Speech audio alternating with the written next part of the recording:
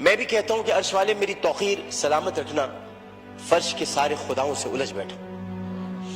میں صرف اتنا بتانا چاہتا ہوں کہ بہت پہلے کی بات ہے، اب وہاں پر جبل عمر ہے، اور جبل عمر پر وہاں اب ایک ہوٹل تعمیر ہو رہا ہے، سعودی عرب کا وہ علاقہ ہے۔ ایک آدمی رسول کریم صلی اللہ علیہ وآلہ وسلم کے پاس آیا، اس نے آ کر کہا کہ یا رسول اللہ مجھ سے بہت بڑا گناہ ہو گیا۔ تو آپ نے فرمایا کب ہوا؟ نے کہا اسلام لانے سے قبل ہوا۔ آپ نے فرمایا کہ ٹھیک ہے، اب تم اسلام لے آئے ہو، تمہارے سارے گناہ اللہ نے معاف کر دیے۔ اس نے کہا آپ میری بات سن لیجئے رسول اللہ، میں آپ سے بات کرنا چاہتا ہوں، اپنے دل کا بوجھ ہلکا کرنا چاہتا ہوں۔ آپ نے کہا کہو تم کیا کہنا چاہتے ہو؟ اس نے کہا یا رسول اللہ میری ایک بچی تھی، میری ایک بچی تھی، اور میں اس بچی کو جب وہ 5 سال کی ہوئی تو میں اس بچی کو کہا میں چلو تمہیں جنگل لے کے چلتا ہوں، اور میں اس کو لے کر چلا۔ جناب اسپیکر توجہ چاہوں گا، میں اس کو جنگل لے کر چلا۔ اب میں اس لیے لے کر چلا کیونکہ میری عزت پر حرف آ رہا تھا کہ میرے گھر بچی کو پیدا ہو۔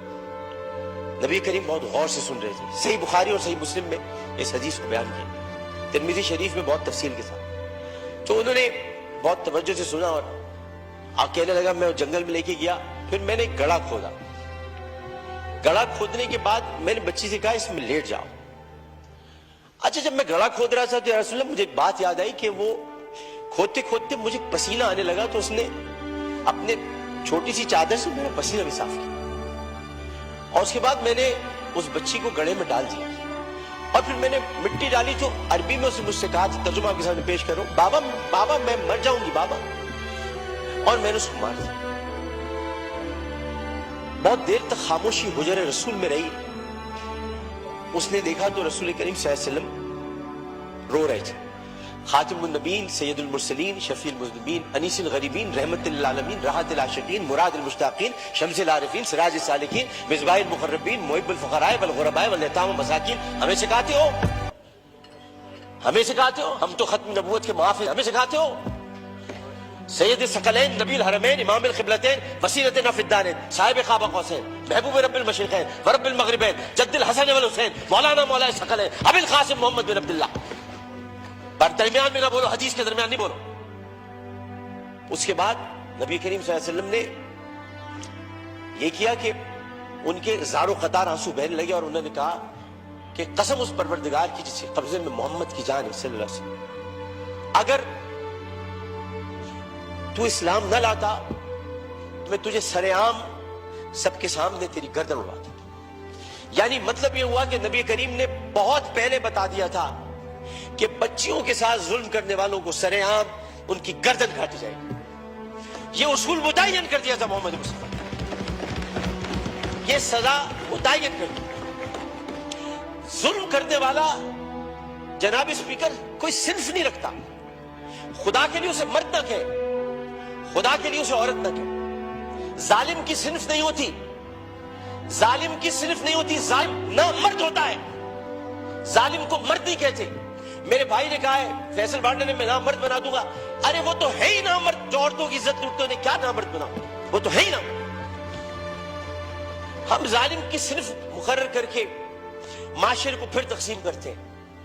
ہمیں کسی کی صنف مقرر نہیں کرنی، ہمیں صرف اور صرف قرآن اور سنت کے مطابق ان سزاؤں کا احیا کرنا ہے جن کی ضرورت ہے۔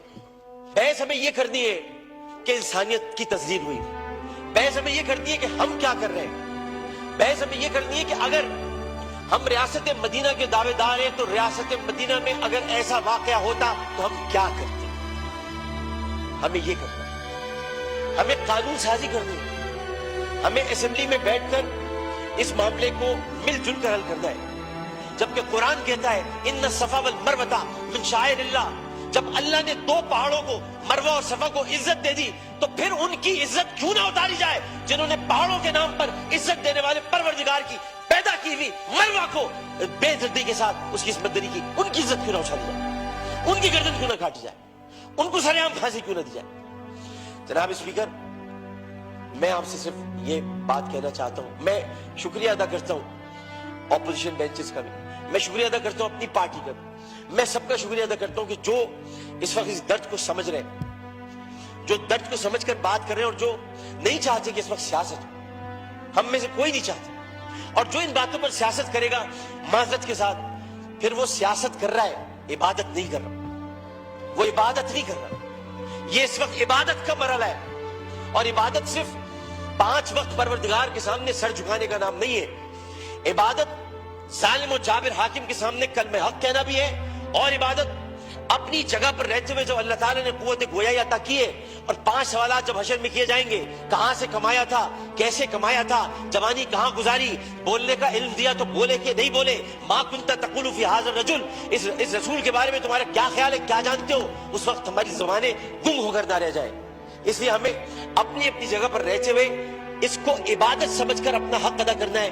میں اتنا کہنا چاہوں گا آخر میں, جناب اسپیکر, میں اس ایوان سے ہاتھ جوڑ کر مطالبہ کرتا ہوں, بحیثیت ان کا ساتھی, بحیثیت